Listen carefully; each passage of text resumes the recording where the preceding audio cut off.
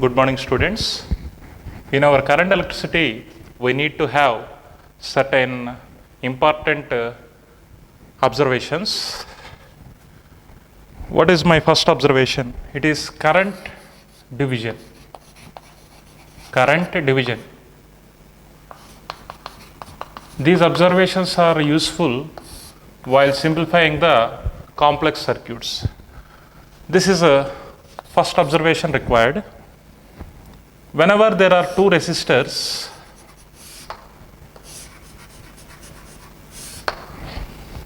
the resistance of the first resistor is R1, the second one is R2. When both are connected to a cell of EMF E, like this, a cell of EMF E like this, definitely some current I is passing through the circuit like this. It is divided into I1 and I2 into the two branches. Clearly, I is equal to I1 plus I2. Kirchhoff's current law is telling like this. The same current I is split into I1 and I2. If I want I1, how to calculate? You know that these two are in parallel, so same potential difference is observed at both the ends. So you will have I1 R1 is the potential difference across the first resistor. I2 R2 is the potential difference across the second resistor. In the place of I2, I can write I minus I1. So I1 R1, I minus I1 into R2. I1 R1 is equal to IR2 minus I1 R2. Bring it this side. I1 into R1 plus R2 is equal to IR2. Then current passing through the first branch is given by R2 by R1 plus R2 into I. Current passing through the first branch is given by opposite resistance by total resistance into total current. If I want I1, I should take R2 by R1 plus R2 into I. Similarly,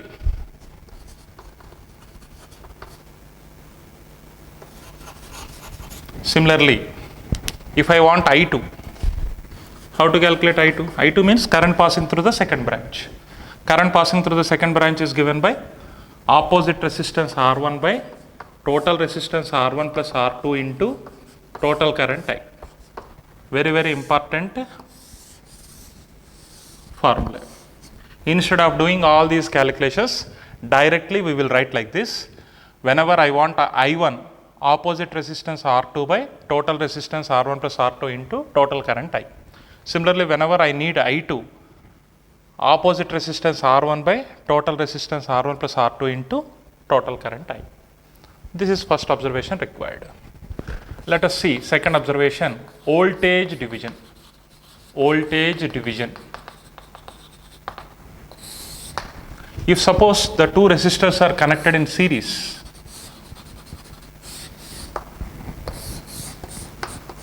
through a cell of EMF E, let I is the current passing through this, R1 and R2 are the resistor values like that.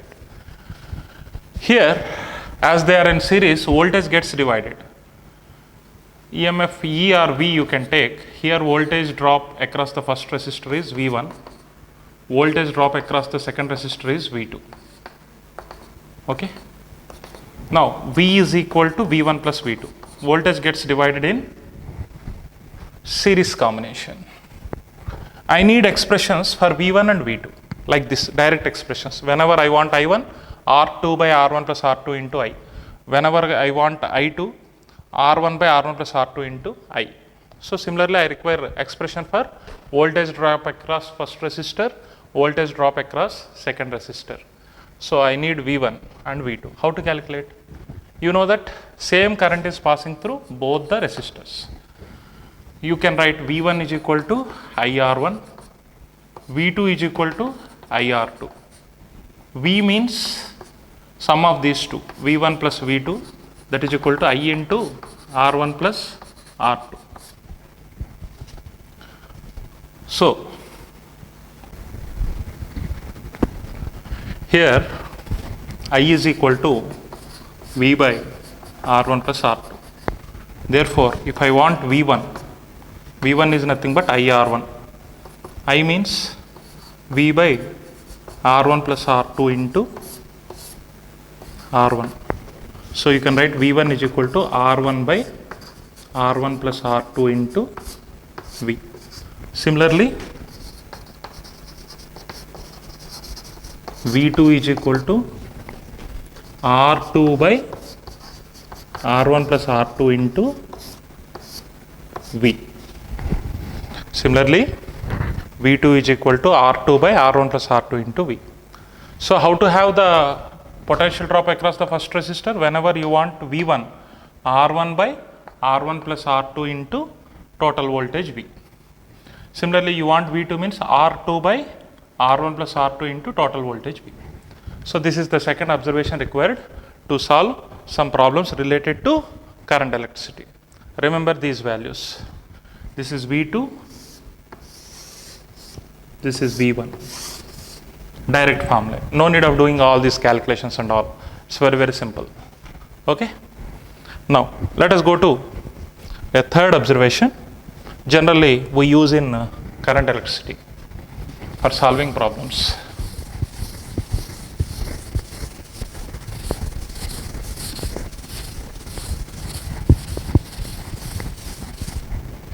Observation number 3.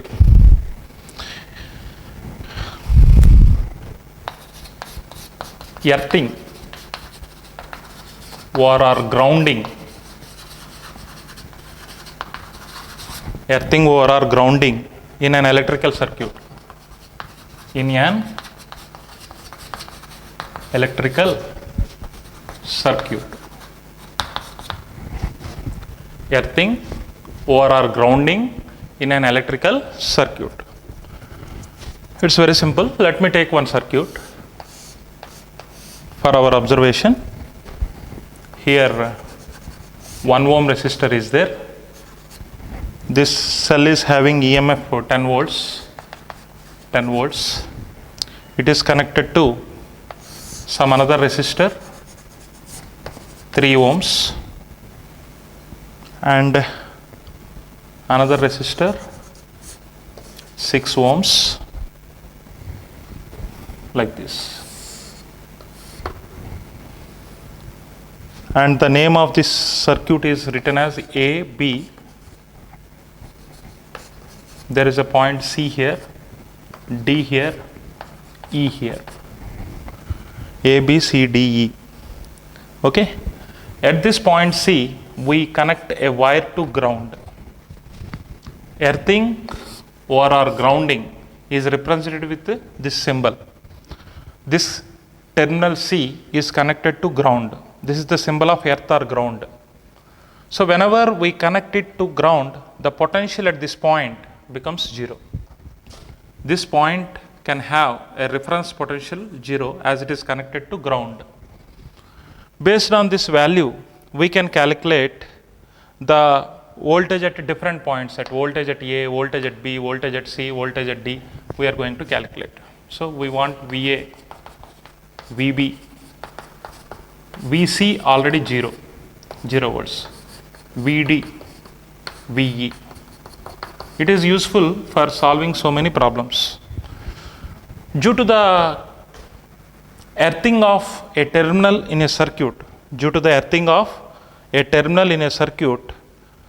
what changes you can observe in the circuit? There is no effect on current in the circuit due to the earthing, due to the grounding of a terminal in a circuit. There is no effect on current. This point you should remember. There is no effect on current. This is the important point to be noted here.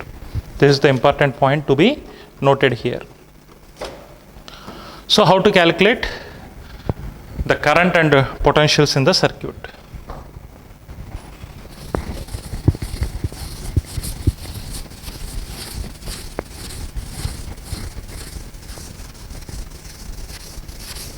First, let me show the direction of current. The direction of current is like this.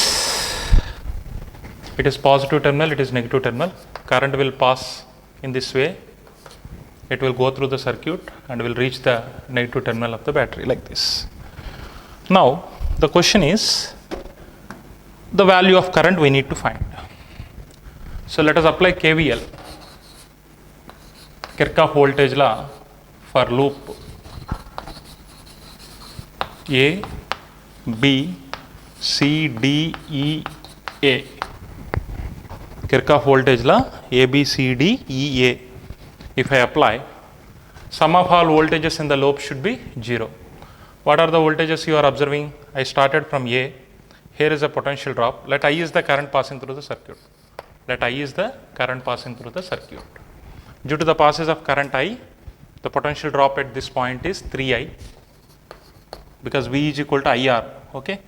So, the potential drop here is 6I. The potential drop here is 1I. Here already they gave potential as 10 volts, is equal to 0. Current is going from high potential to low potential. You are also going from high to low. So, it is negative, high to low, negative, high to low, negative, low to high, positive. So, clearly 10 is equal to 10I. I is equal to 1 ampere. This current will not change due to the grounding. This current will not change. But we need potential at A, potential at B, potential at C, all these points. For that purpose, let us apply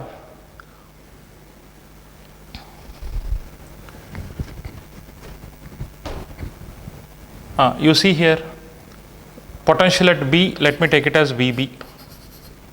Potential at A, let me take it as VA. Potential at C, VC. Potential at D, VD. Potential at E, VE. Okay. VB minus VC must be equal to 3I. VB minus VC must be equal to 3I. 3I is the potential drop at this resistor, that nothing but potential difference between the two ends. So, as VC is 0, VB minus 0 is equal to 3 into current is 1 ampere. So, potential at B is 3 volts. Potential at B is 3 volts. Potential at A, there is no potential drop from A to B. So, potential at A must be equal to potential at B, that must be equal to 3 volts. Similarly, we need potential at D. Here potential is 0, here potential at D is VD. So, 0 minus VD must be equal to potential at C minus potential at D. Potential at C minus potential at D must be equal to 6I. You know that potential at C is 0 minus potential at D is equal to 6 into 1. So, potential at D must be equal to minus 6 volts. Potential at D must be equal to minus 6 volts.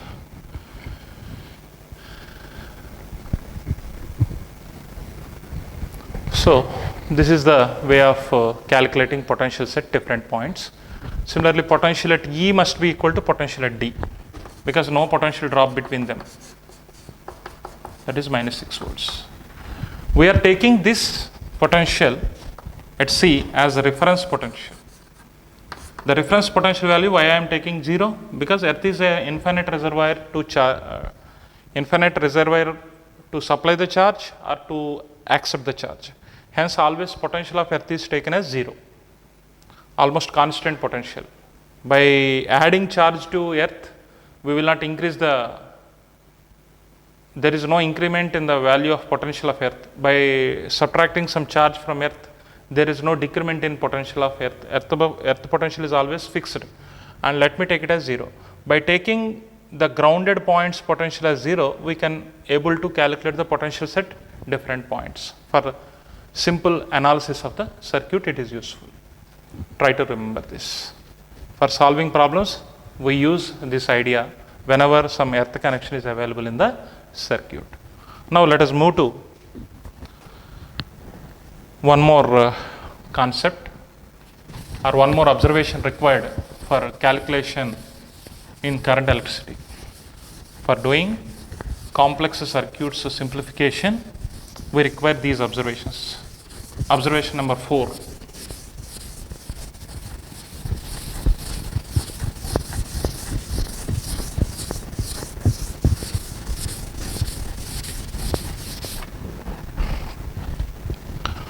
Short circuit.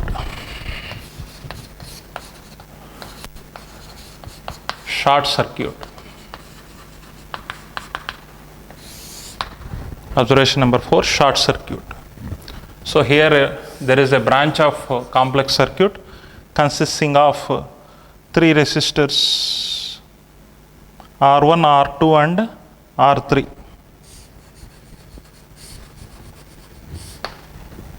Between the points A and D. Here you may take a point B, here you may take a point C. This resistance is R1, this resistance is R2, this resistance is R3. So if we join a direct conducting wire between B and C, this is a conducting wire.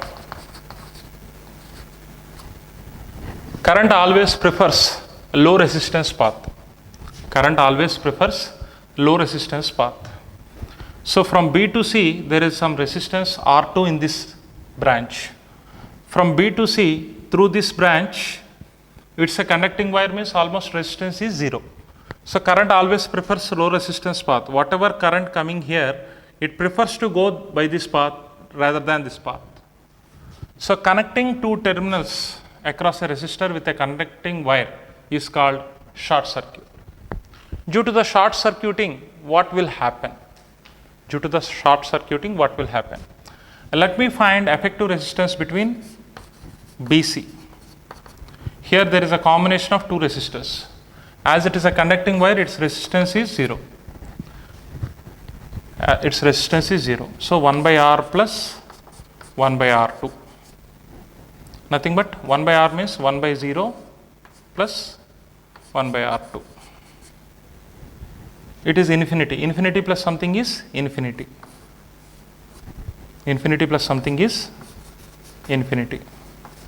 So resistance across BC is equal to 1 by infinity. That is nothing but 0. So whenever we connect a conducting wire like this, the entire current is passing through this wire, which is offering 0 resistance. That itself is the effective resistance between B and C. Short circuiting means connecting 2 points of a circuit with a conducting wire. Due to this connection, current prefers this low resistance path to move. So this resistance R2 becomes inactive. R2 becomes inactive. Then effective resistance means R1 and R3. Both are in series. Effective resistance in the circuit, R effective between AD is equal to R1 plus 0 plus R3. That is nothing but R1 plus R3. So the effect of this resistance can be nullified by using a conducting wire connected here. So no current passes through R2. Current passing through R2 is equal to 0. Current always prefers low resistance path.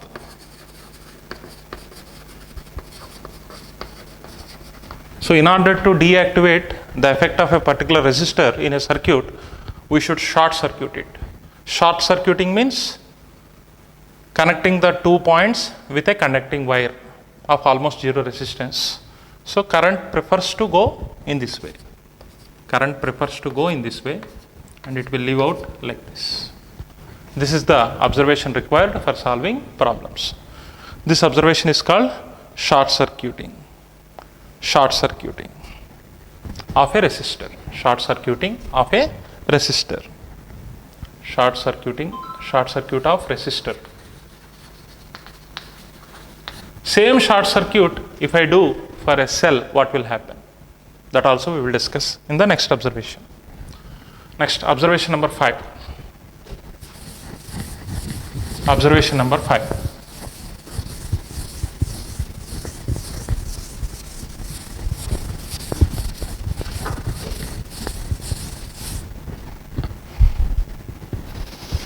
Short circuiting of a cell. Short circuiting of a cell.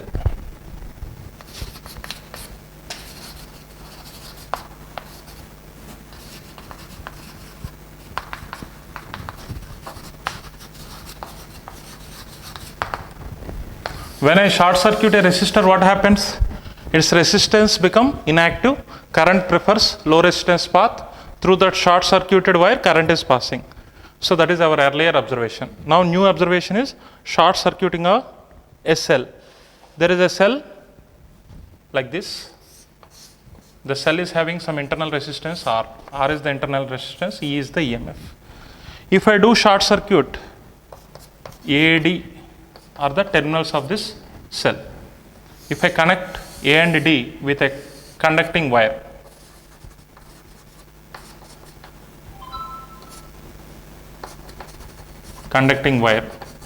this is called short circuiting of cell. Due to short circuit of cell, what will happen? Generally, cell provides a current I. The current has to pass through this entire branch and it should reach the negative terminal of the battery. Okay, here itself it is a cell. The cell is short circuited. Now let me apply Kirchhoff voltage law, KVL. For the branch, let me take this point as B, C. A, B, C, D, A. If I do short circuiting, what will happen? Let I is the current passing through the circuit. So this I will go like this, like this, like this, and again reach here. Sum of all EMFs should be 0 in a closed loop. First EMF is EMF of the battery. Next EMF is IR. Their sum must be equal to 0. So here current is going from high potential to low potential. So potential drop here IR will take high to low, and you are going like this. So high to low is negative, low to high is positive. So E becomes IR. E becomes IR. The current in the circuit becomes EMF by internal resistance of the cell. EMF by internal resistance of the cell. Okay, now let me have potential difference between A and D. Nothing but terminal potential difference. Terminal potential difference between A and D. What is the general formula? Terminal potential difference between A and D means VA minus VD. Nothing but V is equal to cell is discharging. Cell discharging means E minus IR is the general formula. But we calculated E value as IR. IR minus IR, that is equal to 0. That the potential difference between A and D is 0. That means if no potential difference is there, no current passes through the circuit. So current in the circuit becomes 0. Current in the circuit becomes 0. No current passes through the circuit when we short circuit the battery. Whenever we short circuit the battery, no current passes through the, no need of passes of current, because both are at same potential. The current passing between A and D is 0. So the cell is not in a state to provide electric current to pass through the circuit. The current passing is given by EMF by internal resistance, but the potential difference is 0. No current will pass through it. It is called short circuiting of a cell. This is called short circuiting of a cell.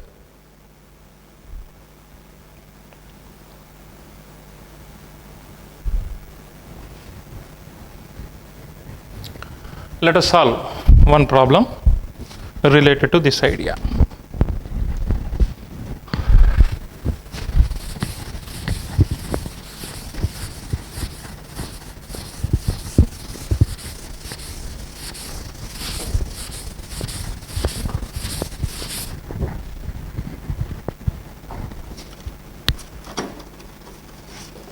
The question is like this.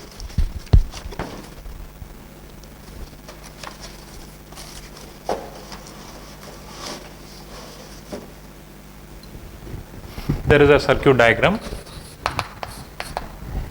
The circuit consists of a cell connected to another resistor. This is the internal resistance of the cell. This is the EMF of the cell. It is connected to an external resistance, capital R.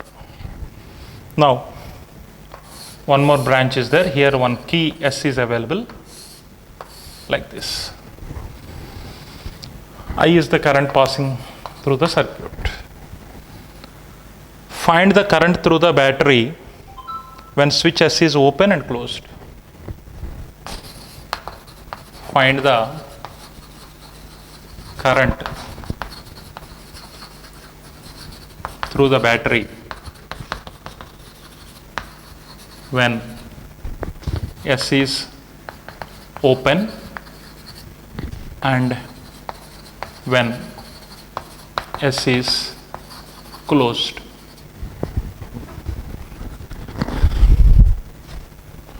Solution.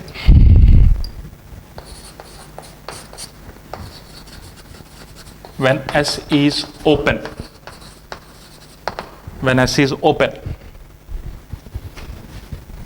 let me name the terminals as A, B, C, D, E, F. When S is open, no current passes through this branch because there is some discontinuity here. So current will come and it will go like this, it will go like this, and it will go like this. Let me apply KVL for the loop A, B, E, F, A. Then E is the EMF, IR is the potential drop here, I small r is the potential drop here, that must be equal to 0.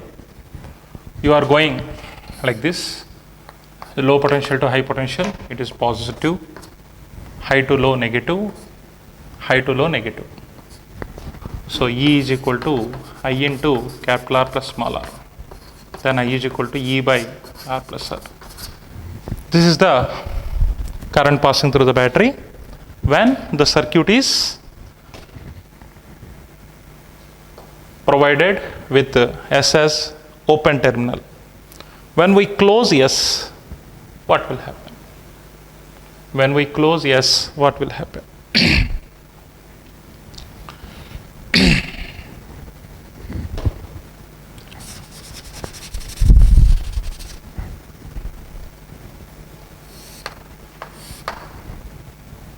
When S is closed, current always prefers low resistance path. Current will not pass through it. Current will directly pass through it and it will go like this. Current will not pass through the resistor R. The current will not pass through the resistor R. Current always prefers low resistance path. And you know that this is exactly similar to the earlier discussion. Battery is short circuited. When battery is short circuited, no current passes from the battery. If at all current passes, that must be equal to I is equal to E by R. So solution part 2. When S is closed, so current passes through resistor R is 0. Current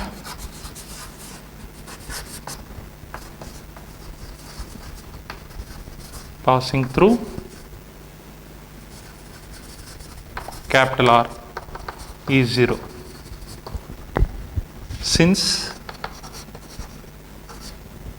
current prefers low resistance path.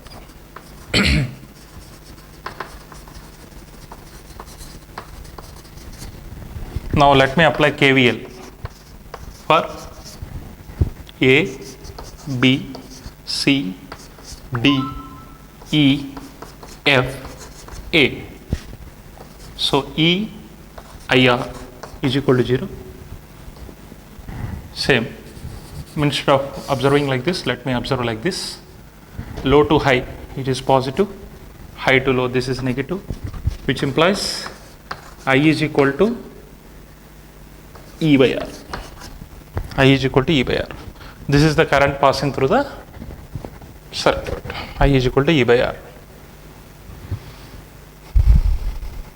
This is the solution for the given question.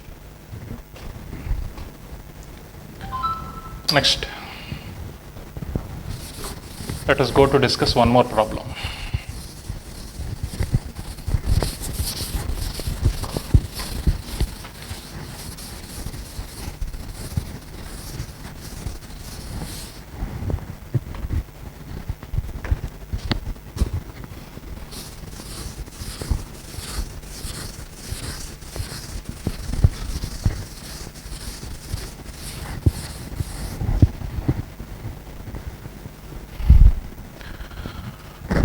There is a circuit as shown in figure.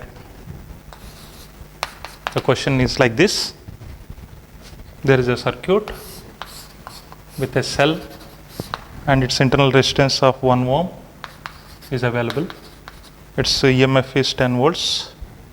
It is connected to 3 resistors.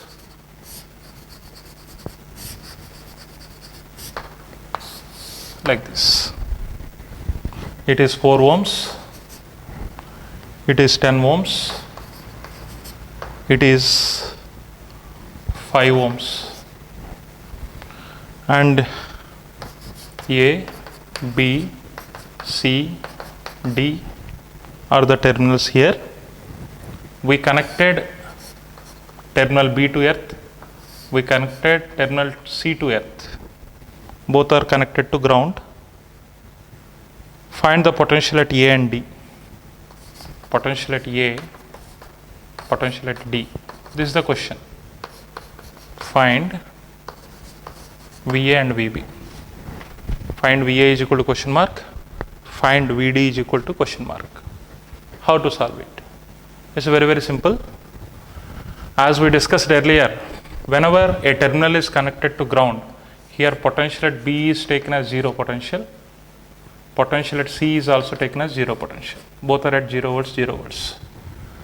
As both are at same potential, no current passes through this branch. This 10 ohm resistor will become inactive. This 10 ohm resistor will become inactive. Now, if I want to find the current through the circuit, let I is the current passing through the circuit. To calculate I, let me apply KVL here. Let me take this terminal as E and F. KVL is applied for A, B, C, D, E, F, A. In this loop, if I apply KVL, what is the potential drop here? 10 volts. Potential drop 1I, potential drop 4I, potential drop 5I. Their sum must be 0. There is no potential drop across B and C because both are at same potential 0 volts. So, if you take the signs into consideration, you are going from low to high, positive, high to low, negative, negative, negative. So 10 is equal to 10I. I is equal to 1 ampere. 1 ampere is the current passing through the circuit. Now I require potential at A and potential at D. You know that VA minus VB is equal to, potential difference between these two is equal to 4I. That is nothing but VA is not known to you, but VB is 0, 4 into I is 1. So potential at A is equal to 4 volts. Similarly, VC minus VD is equal to 5I. VC is 0 minus VD is equal to 5 into 1. So VD is equal to minus 5 volts. Vd is equal to minus 5 volts. So the solution for the above question is like that. It is very simple. So these observations, that means short circuiting of cell, short circuiting of resistor, and earlier the division of current when resistors are in parallel, the division of voltage when resistors are in series, they are very essential for solving so many problems in current electricity. So you keep these observations in mind for doing objective. Now let us go to an important concept of current electricity, that is potentiometer. That is potentiometer.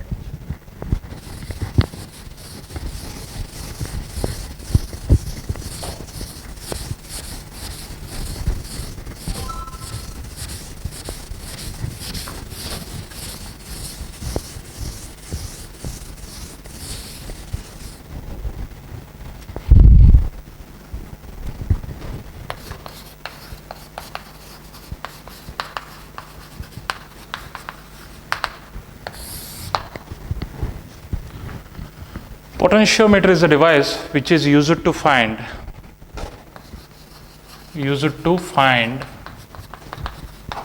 potential difference between 2 points. That means potentiometer will help us to find the potential difference or voltage between 2 points. It acts as a voltmeter. But the speciality of the potentiometer is it doesn't use any current from the source for calculation of potential difference. So it gives accurate result, as it is not drawing any current from the source. It always provides accurate potential difference between the 2 points. Whereas we use voltmeter for determination of potential difference between 2 points in a circuit. Voltmeter absorbs certain current from the source for its operation. For the needle in the circuit to move, it requires some current. Hence, it may not give exact value. So, exact value of potential difference between 2 points in a circuit can be identified with the help of an instrument called potentiometer. Already we discussed meter bridge. Meter bridge helps us to find the unknown resistance in a circuit. Similarly, potentiometer helps us to find the potential difference between any 2 points within a circuit. The advantage of this potentiometer is it doesn't require any current for its operation. Hence, it always gives accurate result.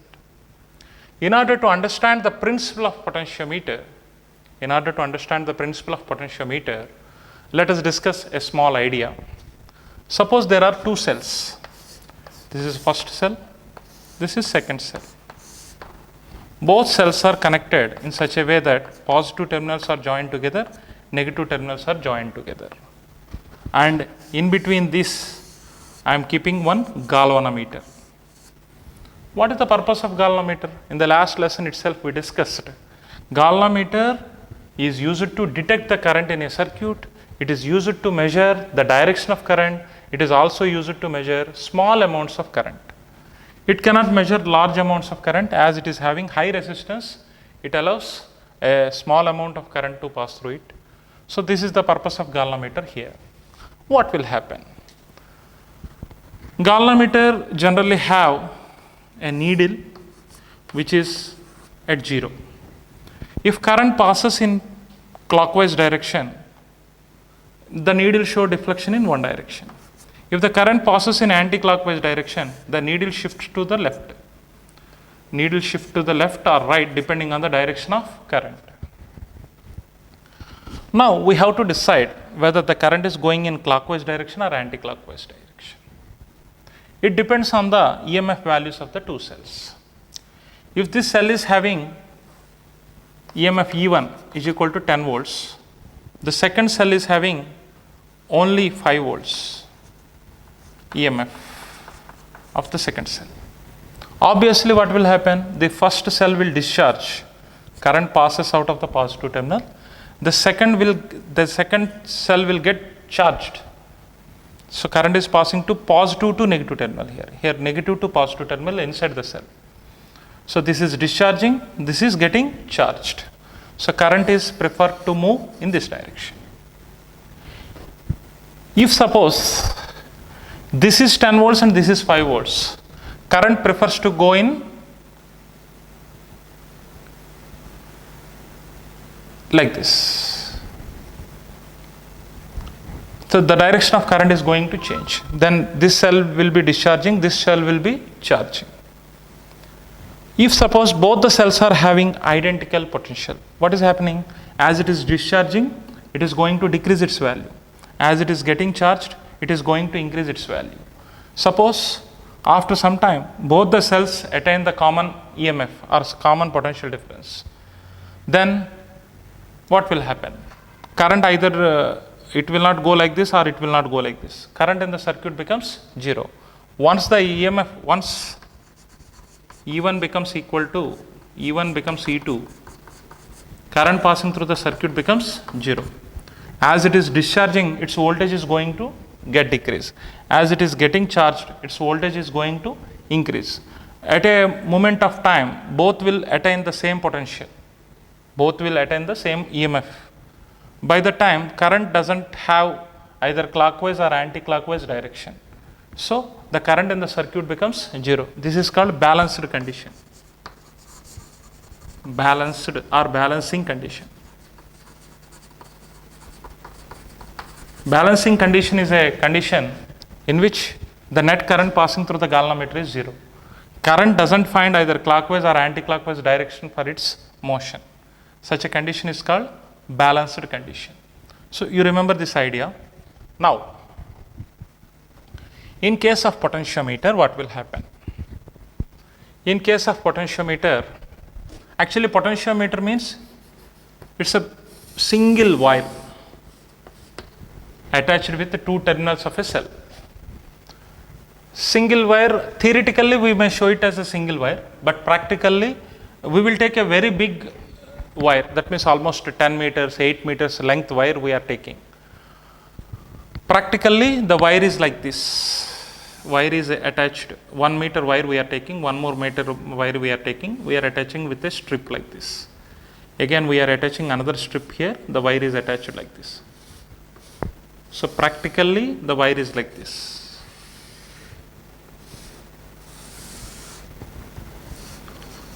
AB. Practically the potentiometer wire is arranged like this. Theoretically AB is a single wire, let me take like this, attached to the two terminals on a wooden board. Now if I apply some potential difference between A and B, AB, with the help of connecting wire, this is resisting wire or reference wire? Resisting wire. That means wire with some resistance, or reference wire. This is connecting wire. Connecting wire is always having zero resistance, almost, we will think like that. So we will not take the resistance of the connecting wire into consideration. We are only taking the resistance of the reference wire or resisting wire between A and B into consideration. We will connect a cell here. This circuit is called primary circuit. Whenever it is connected to some another cell here through a galvanometer and high resistance, this high resistance helps to protect the galvanometer and jockey. Jockey is nothing but sliding contact. You can slide the contact at any point of wire. So similarly is the situation over there. There are two cells, they were connected through galvanometer. In order to have good sensitivity in the circuit, we attach a rheostat here. This is a rheostat. So the symbol of rheostat we are drawing like this. RH or rheostat. It provides a good sensitivity of the circuit, and it is helpful for decreasing the current or increasing the current in the circuit, or to keep the current as constant we use an arrangement called rheostat. This is the connecting wire.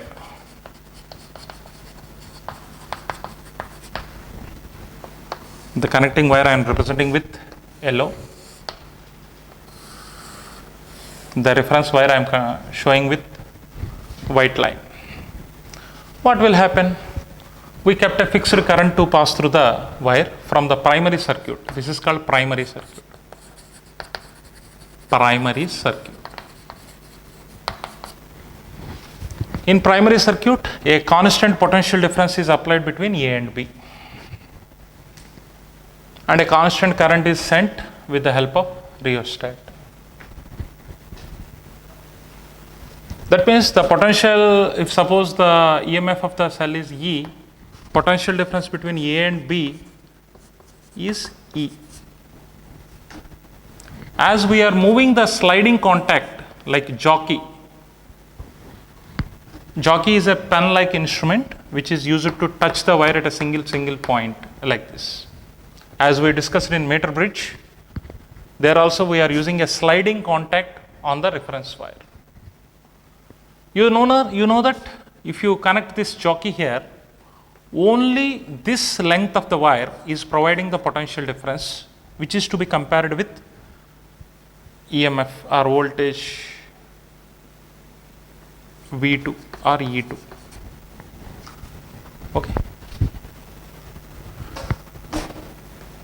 The potential difference between these 2 points, E1, is proportional to L. As the length of this wire is increasing, the potential drop across these 2 points, AJ, gets increases. Whenever potential drop across E1 gets equal to E2, E2 is the potential drop or EMF given by the secondary cell. This is called secondary cell. The primary cell provides the total EMF over total length, but we are comparing this EMF only across the potential drop between these 2 points. Okay. The galvanometer shows current passing through the galvanometer becomes 0. Galvanometer shows no reading. G shows no reading.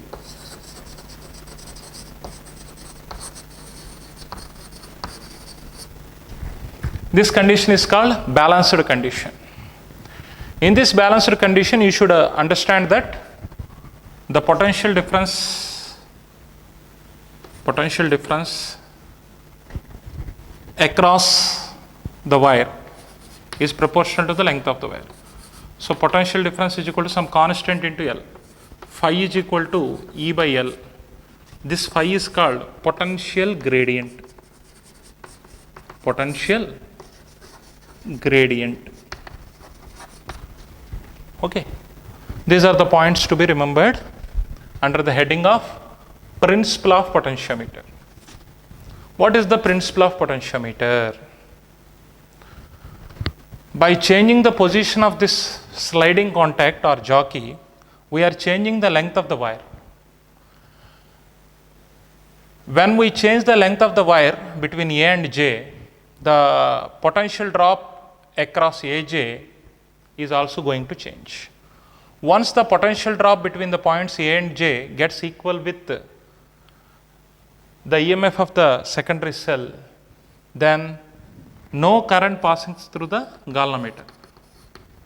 No current passing through the galvanometer. Galvanometer shows no reading. Such a condition is called balanced condition. At balanced condition, the EMF or potential drop across AJ must be equal to the EMF of the secondary cell. And here we defined one important parameter called potential gradient. What is potential gradient? EMF by length.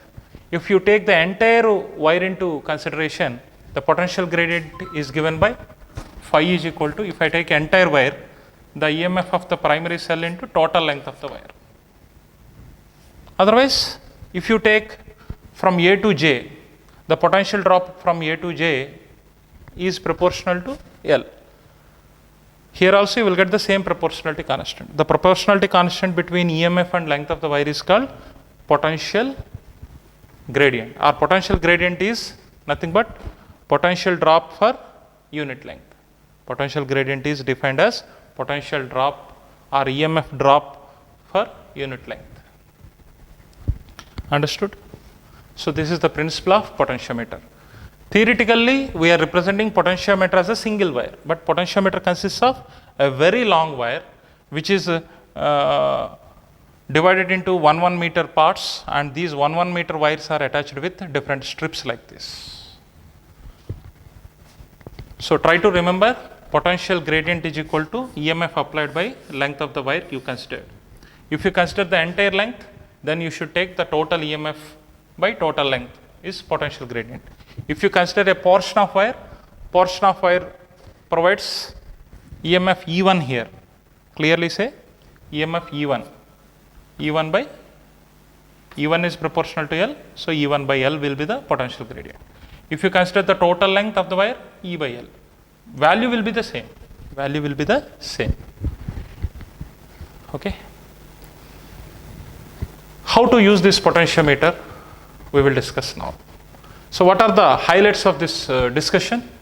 So potentiometer is a device which is used to find potential difference between any 2 points within a circuit. The speciality of this is, it is not taking any current from the circuit for its operation. As it is not drawing any current from the primary circuit for its operation, it always provides an accurate reading. And in potentiometer, the balancing situation is achieved when potential drop across the wire between the reference point and the contact point is getting equal with the EMF in the secondary circuit. This is called primary circuit. This part is called secondary circuit. Secondary circuit. Once the potential difference between A and J gets equal with the potential drop or EMF of this cell, then current passing through the galvanometer becomes 0. Galvanometer doesn't show any deflection. Then bridge is said to be in balanced condition. So 2 points you should remember when you will say bridge is balanced. Potentiometer bridge is balanced when voltage across these 2 points equal to EMF of the secondary cell. And here we defined one potential gradient. Potential gradient is defined as potential drop per unit length. If you consider the entire wire, the potential drop is E. E by L will be the potential gradient. If I consider only a portion of this wire, from here to here, the potential drop we are taking as E1, which is proportional to the length of the wire. Therefore, there exists a proportionality constant. That proportionality constant is called potential gradient. So these 2 points you remember for further discussion of potentiometer. The purpose of potentiometer is to find the potential difference between any 2 points. Okay, let us see how this potentiometer is used practically.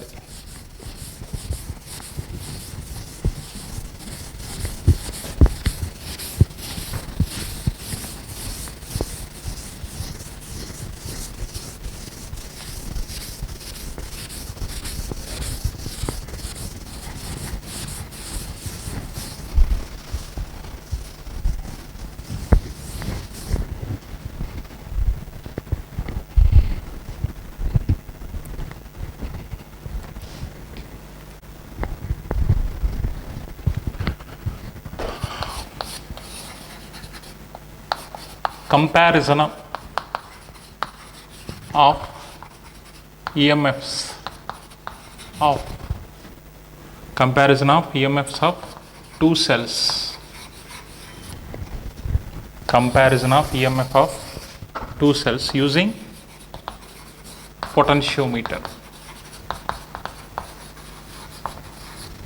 Comparison of EMF of two cells using potentiometer.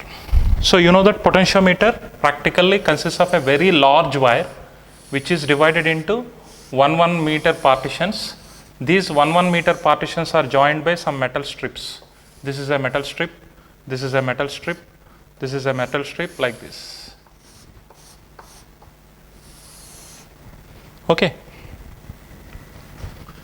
So this is a potentiometer consisting of a very, very big wire like this. AB is a potentiometer. Potentiometer should be provided with one primary circuit as well as secondary circuit. The primary circuit consists of a cell called primary cell or primary battery, which is provided with some rheostat. Rheostat provides a good sensitivity for the instrument, and it provides an option to change the current passing through the circuit or to keep a constant current through the circuit. So this is key 1, which is closed. Whenever we close this key, current passes through this wire and it provides a potential difference between A and B, and it provides a potential gradient in the circuit. The potential gradient provided here is applied EMF of the battery by total length of the wire. Applied EMF of the battery by total length of the wire, which is called potential gradient. Now, I need to establish the secondary circuit.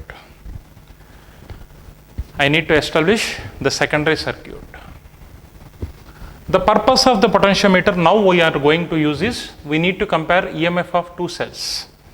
So those two cells whose EMFs are to be compared should be connected in secondary circuit.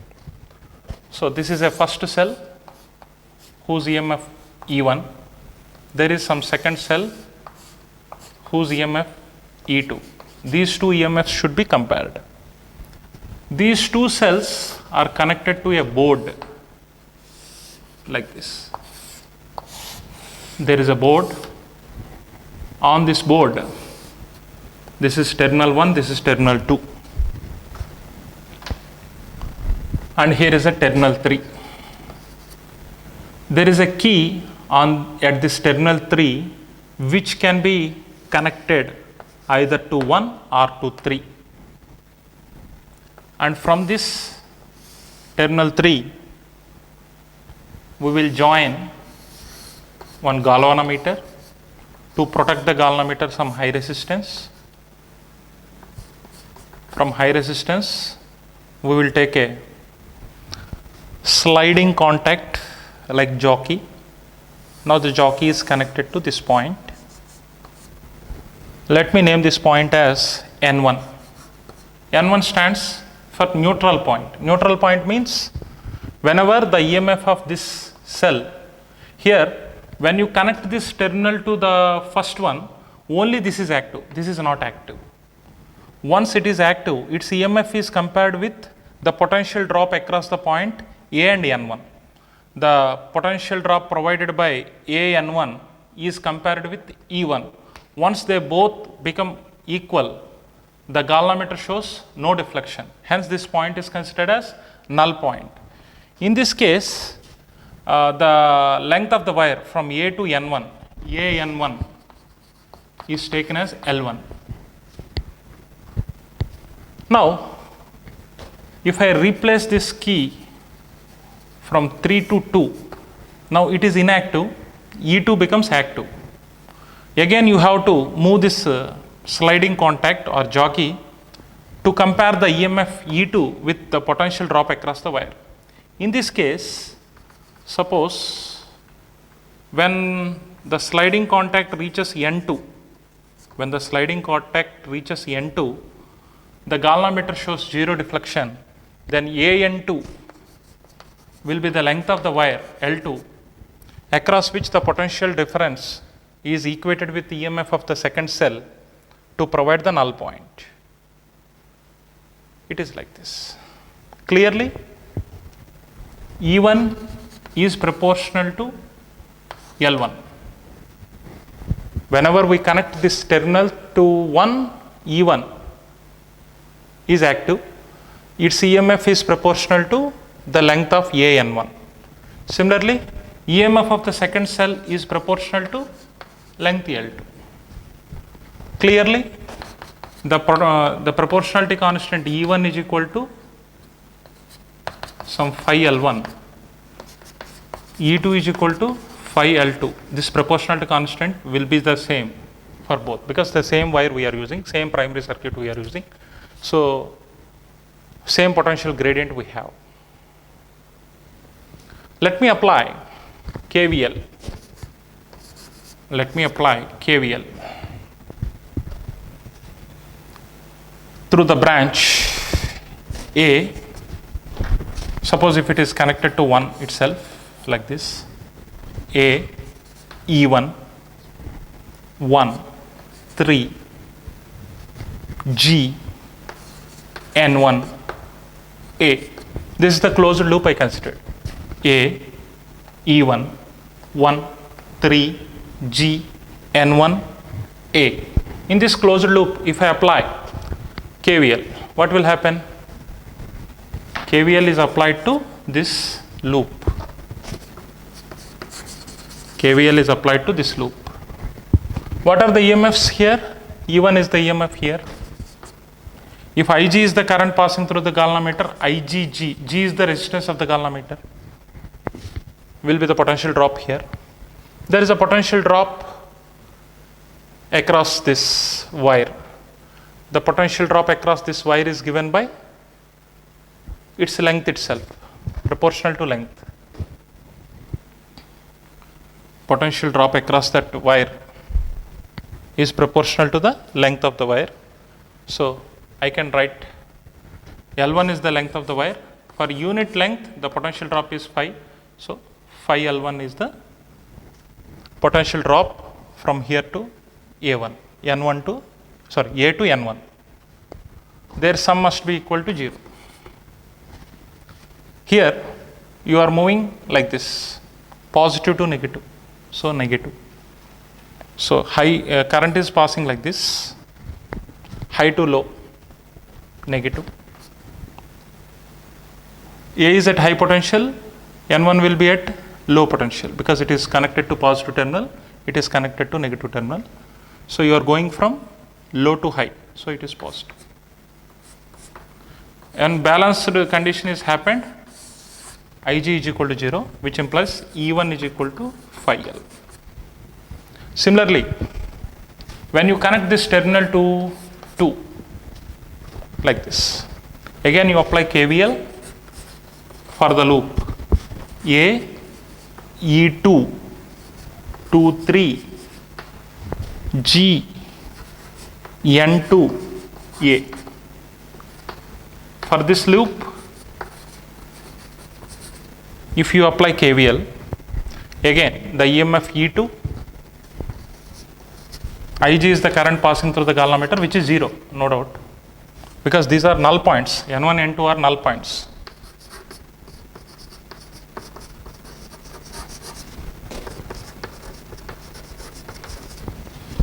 E2 minus IgG. Now the length of the wire from A to N2, it is L2. Per unit length, phi is the potential drop. For L2 length, potential drop is like this. So you will get like this. As Ig is 0, E2 will give phi L2. Clearly, E1 is phi L1, E2 is phi L2. When you take the ratio of these two, E1 by E2 is equal to phi L1 by phi L2. Phi gets cancelled. Phi gets cancelled. So E1 by E2 is equal to L1 by L2.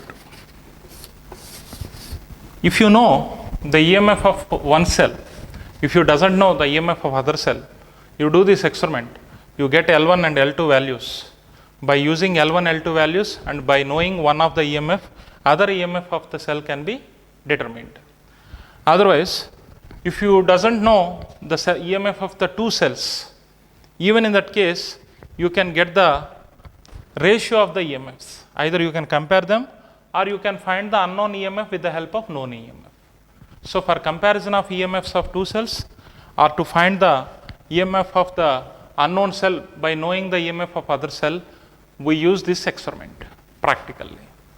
Once again you say, how do you compare the EMF of two cells by using potentiometer? This is the potentiometer having very high lengthy wire which is divided into 1 meter partitions. The partitions are joined by metal plates like this. It is connected to a primary cell and rheostat. This is rheostat. This is primary battery.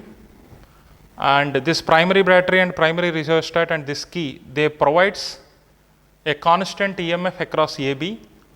So let E is the EMF provided by the first cell. The total length of the wire is L. E by L will give the potential gradient. So this primary circuits provides a constant potential gradient between A and B. In the secondary circuit, I will take the two cells whose EMFs are to be compared. They are attached to a board like this. On this board, there is a sliding key. The key might be slided to either terminal 1 and terminal 2. They were attached to a galvanometer, high resistance and jockey. The jockey position can be changed from here to here, here like that by sliding the contact. At a particular position, the current passing through the galvanometer becomes 0. The galvanometer shows no deflection. By that moment, the length of the wire, that means it is 1 meter, it is 1 meter, 2 meter, and this is suppose 80 centimeters. 280 centimeters is the length of the wire. Like that we will take. By sliding this key to the second terminal here, now this cell is active, this is inactive. Again we will compare the EMFs of this cell and potential drop across the wire, and we will notify the null point. Null point length is taken as L2. If we apply KVL for the first loop, you got the relationship that EMF of the first cell is proportional to phi into first null point length. Similarly, EMF of the second cell is phi into L2. The ratio of the EMFs is given by L1 by L2. So this is the first use of potentiometer. We used a potentiometer to compare the EMFs of given cells. Or if one of the cells EMF is known, other cell EMF can be identified.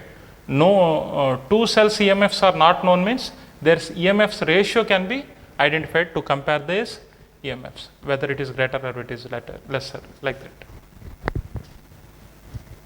Now let us see the second application using potentiometer. Now let us see the second application using potentiometer.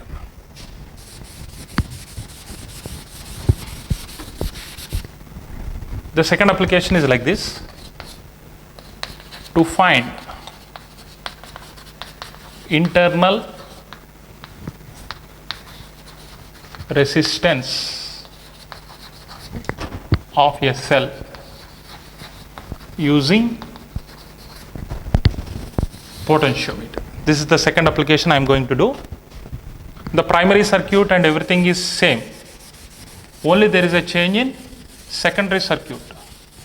Let us see what is the change in secondary circuit now.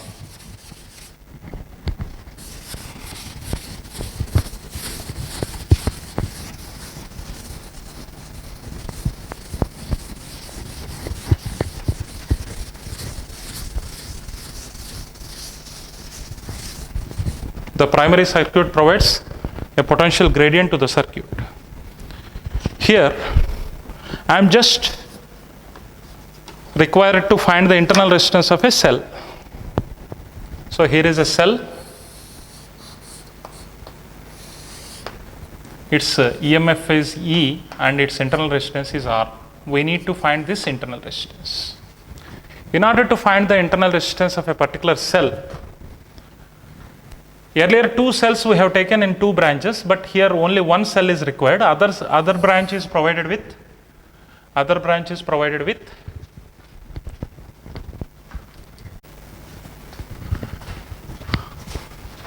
only one cell is required here, that is connected in this branch.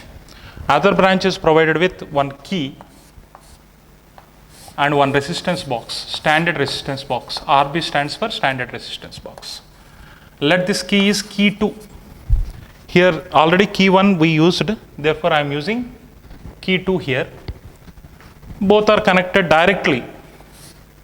Both are connected directly to the galvanometer and high resistance and jockey. Galvanometer and high resistance and jockey. Again here also we will get 2 null points.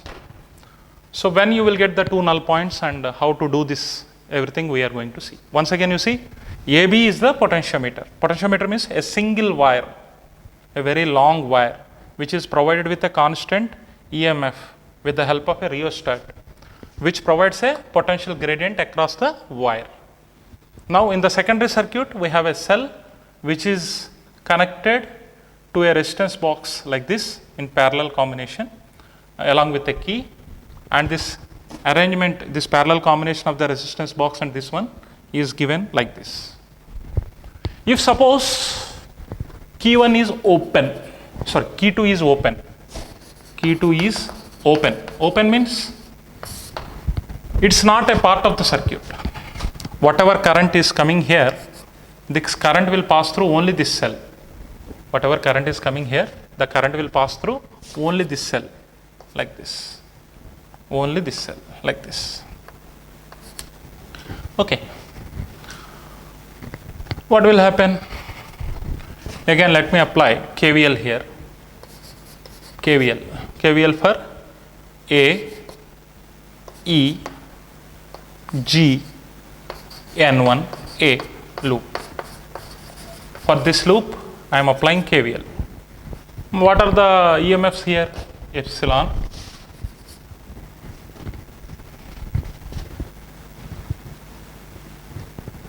EMF G, IgG is the potential drop here. L1 is the length of AN1, as earlier we discussed. AN1 is L1, AN2 is L2. Per unit length, phi is the potential drop. For L1 length, L1 phi is the potential drop provided by the wire. Their sum must be equal to 0.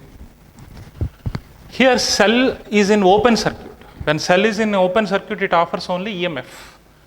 When the same cell, when it is connected through some resistor, here terminal potential difference concept will come into play. Here terminal potential difference and EMF both are same when it is in open circuit. Here key is open, hence as it is in open circuit, it is providing only EMF. So if you take the sign into consideration, current is going from positive to negative. Positive to negative means negative sign. Positive to negative minus, low potential to high potential, positive. So anyway, when bridge is balanced, Ig is 0, E is equal to phi L1. E is equal to phi L1. Similarly, K2 is closed. When K2 is closed, some resistance is applied. Some resistance is applied across the cell. Some resistance is applied across the cell. Let R is the resistance provided by the resistance box. In this case, the cell offers terminal potential difference. Instead of EMF, it offers terminal potential difference. So if I apply KVL again here, the KVL gives an equation, the same equation, but instead of EMF, I should take terminal potential difference minus IgG L2 phi. L2 is the null point. Instead of EMF, I should take terminal potential difference. Then it becomes V is equal to phi L2. Since Ig is 0, Ig equal to 0. Since Ig is equal to 0, it is like this.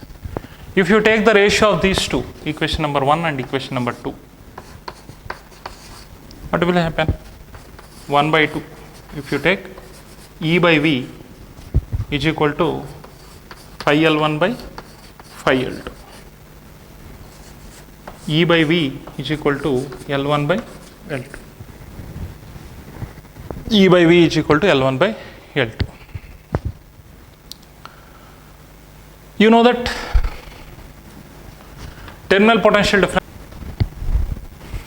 We know that whenever this key is closed, current is provided by this cell, already current coming from the primary cell and current coming from the secondary cell, both are joining together and passing through the given resistor like this, and passing through the given resistor like this. Whatever current coming from here will be coming back to here, whatever current coming here will go through the circuit. So finally, the potential difference V between these two ends is equal to these two ends. V can be written as I is the current passing through a resistor R. I is nothing but voltage by resistance. E is the EMF provided by resistance capital R plus small r. Internal resistance is always in series to the external resistance. Once again I am saying the current provided by this battery will go like this, and current provided by this battery will come and join like this and again come back like this. So the total current passing through the upper branch is I. The resistance available across the resistance box is R. So the potential difference across the upper branch is V is equal to IR. Current value is given by EMF by resistance. EMF E by resistance means small r plus capital R. Now from this, E by V is equal to capital R plus small r by capital R. So from equation 3, E by V is equal to L1 by L2. That is capital R plus small r by capital R is equal to L1 by L2. You can write it as R by R is 1, small r by R is L1 by L2. Small r by capital R is equal to 1 minus L1 by L2. Sorry, minus 1. L1 by L2 minus 1. So small r is equal to capital R into L1 by L2 minus 1. By using this formula, you can calculate the internal resistance of a cell. Once again I am describing. Initially we will open the key. Whenever we open the key, no current passes through this branch, entire current passes through this branch. In that case, we got a relationship that E is equal to phi L1. Once we close the key, current prefers to go like this. So in this case, the voltage across the terminals V is equal to phi L2. So E by V is equal to L1 by L2. How to calculate V? V is equal to IR. I is equal to EMF by total resistance. E by V is equal to R plus R by R.